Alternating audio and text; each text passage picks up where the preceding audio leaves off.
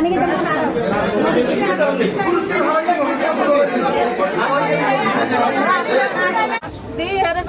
টাকা এখানে জমা দিচ্ছি, এখানে জমা রাখছি, আমি জমা রাখি এখন কেন আজকে আপনাদেরকে এলাকার জনসাধারণ সর্বপ্রথমে আমার সাথে আমি একজন এখানে দেখেছি একজন প্রতিবন্ধী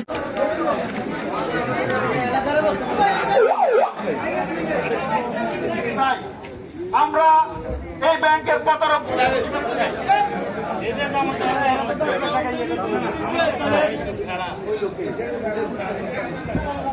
অংশগ্রহণ করেছেন এই ব্যাংকের প্রায় 7-8 কোটি টাকা নিয়ে গ্রাহক আছে এখানে তারা অর্থ চলে যাওয়ার পরে আমরা তারা যেন তাদের অর্থটা ফিরিয়ে পায়। আমরা আজকের এই মানববন্ধনে বেরোন পাবলিক গ্রাহক তার টাকা রাখলে এই টাকাটা আমার নিরাপদ আছে।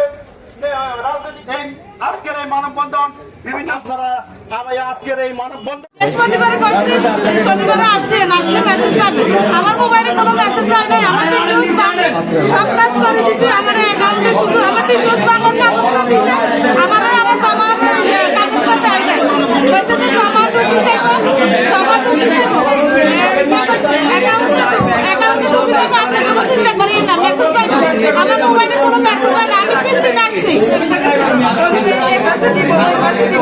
বারবার আমাদেরকে আসতে বলছে, আমি কতবার যে আসছি, কিন্তু একটা বার আমাদেরকে কোনো কাগজপত্র পেমেন্ট দেয় নাই। ডিফিউজ করছি 5 বছরের জন্য করছি, আর আমি মে 14 তারিখে ডিফিউজ ভাঙছি।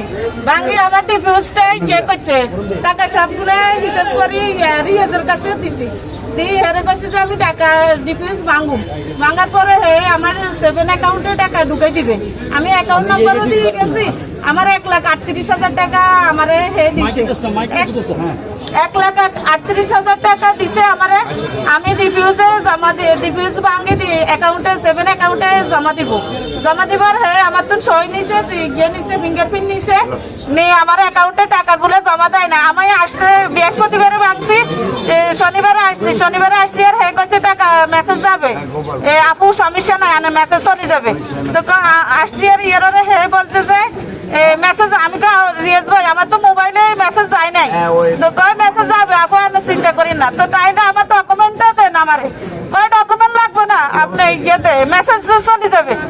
9 করে 18 লাখ টাকা চেক দিলি 2টা, আর আমি 2 লক্ষ টাকা নগদে দিছি, 20 লক্ষ টাকা আমি নগদে দিছি।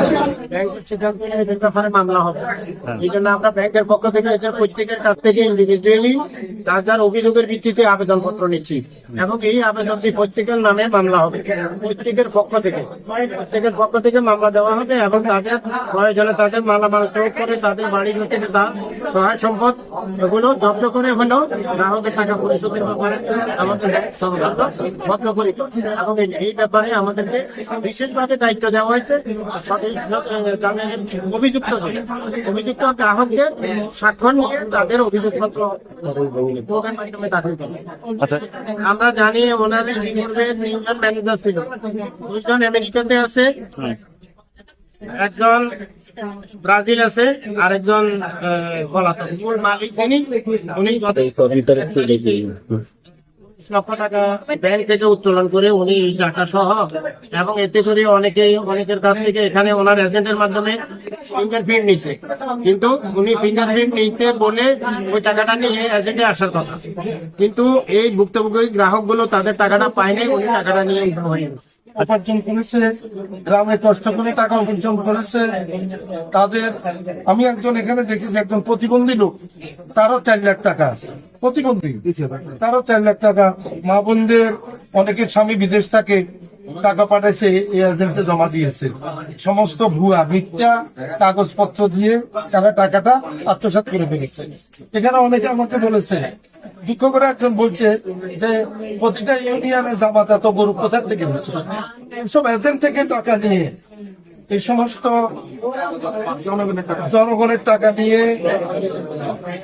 গ্রামে গঞ্জে গরু কেটে কোরবানি দিছে, গরুর মাংস দিছে, বিক্রি করেছে। এখানে গ্রাহকরা বলেছে আমাদের টাকা এগুলি তো এখন এখানে এসে ভুল ভাই আমাকে পাঠিয়েছে আমাদের মাননীয় সংসদ সদস্য, উনি তো দেখো কি অবস্থা। উনি বলেছে আপনাদেরকে আইনি সহযোগিতা করবে, আপনারা আইনের রাষ্ট্র নেবেন, যারা গ্রাহক আছেন তারা আইনের রাষ্ট্র নেবেন। আমরা আমাদের দল থেকে সরকার থেকে সার্বিক সহযোগিতা করব, আপনাদের টাকাগুলো যেন উদ্ধার হয়। আর দুইজন নাকি আমেরিকা চলে গেছে, আর একজন ব্রাজিল আর একজন এখনো বাংলাদেশে আছে। আমরা সরকারের কাছে অনুরোধ করব তাকে অতি সত্ত্বর গ্রেপ্তার করে আইনের আওতা নেওয়া এবং স্থাবর অস্থাবর সম্পত্তি জব্দ করে হলো মানুষের এই উপার্জিত টাকাগুলা ফেরত দেওয়া। তা আমি গ্রুপের পক্ষ থেকে আপনাদেরকে এই আশ্বস্ত করতে পারি এভাবে যে আমরা আপনাদেরকে সহযোগিতা করব, আপনারা যেন টাকাগুলা ফেরত পান।